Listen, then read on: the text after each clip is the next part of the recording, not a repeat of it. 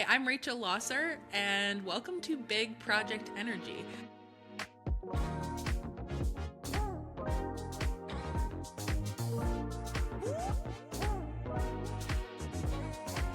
Welcome to PM Basics, Project Manager Basics. This is one of my favorite topics. This is usually the main content of any kind of project manager resets. Anytime I come into a project, I'm talking about these things constantly.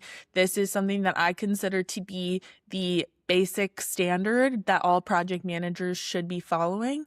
And it is very rare that it is followed. So we are talking about PM basics. What is the bare minimum that a project manager should be doing? Now, one quick caveat I want to share is that when I'm talking about this, I'm talking about more traditional project management that is following projects in a more waterfall style. There's lots of different styles or methodologies. So I'm talking about probably the most traditional types of projects.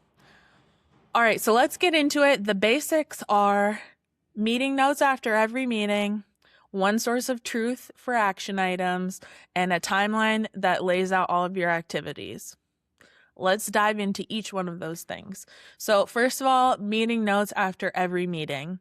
With the emergence of AI note takers, of all these different other methods for taking meeting notes, this one should be a given, and yet it is still not always followed or carried out. So when I say meeting notes after every meeting, I don't mean a narrative or a recollection or a play-by-play of the whole meeting.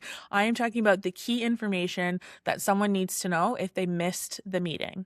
So when we're talking about that, we're talking about action items, decisions, and key info. That is it. So most of the time, if a meeting goes on for an hour and a half, my meeting notes might still just be a really small chunk because there could be a lot of discussion or dialogue on what happens, right? Or what the conversation was. You know, if someone wants to debate something for an hour, that's fine. And sometimes that's what the meeting's for and that's what needs to happen. But I'm just going to capture what were the pros and cons, what were the decision, what were the points that everyone was making, and then ultimately what was decided. That's what I'm going to communicate.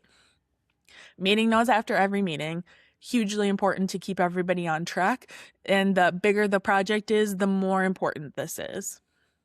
Additionally, as a bonus, make sure that past meeting notes are accessible. So if you need to go back and reference anything later on in the project, you're able to do so. It's very, very common that towards the end stages of a project, especially if you have an unhappy stakeholder, that you might need to go back and reference those notes to be able to talk about what things were agreed upon, why were they agreed on, what was the situation of pros and cons at the time, and be able to defend the decision of the project team. So meeting notes, hugely, hugely important. Next up, let's talk about one source of truth for all action items. I will die on this hill. This is the most important aspect of a project, probably more important even than the meeting notes or the timeline, is the one source of truth for action items. So let's break that down. What do I actually mean by that? What I mean is that if we send out those meeting notes, or if someone has a sidebar conversation and an action item comes out of it, that all the different ways that action items get created find their way back into some sort of action tracker. Now, it doesn't need to be fancy. An Excel action tracker is completely fine.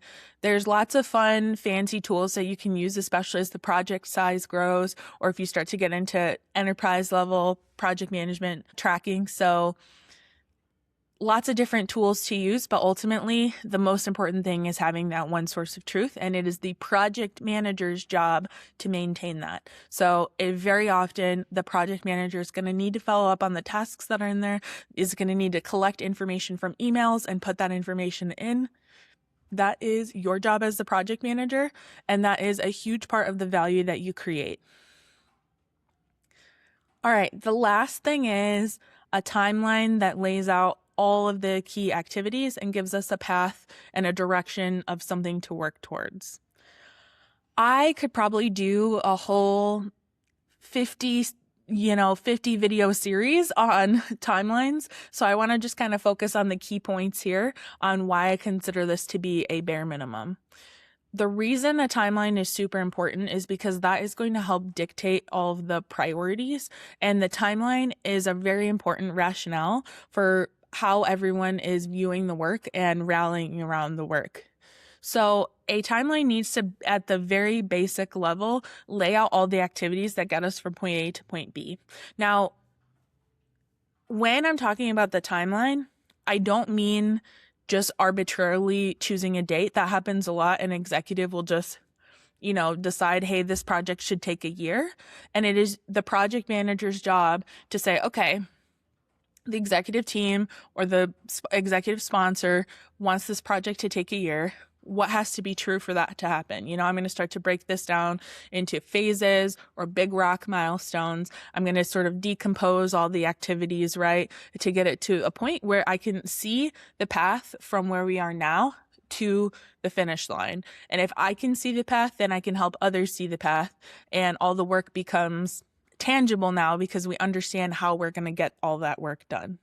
So a timeline that is not just saying, hey, here's the finish line and we need to get this done, but actually lays out the activities in a way where I believe that that activity is going to be able to be finished in that time frame.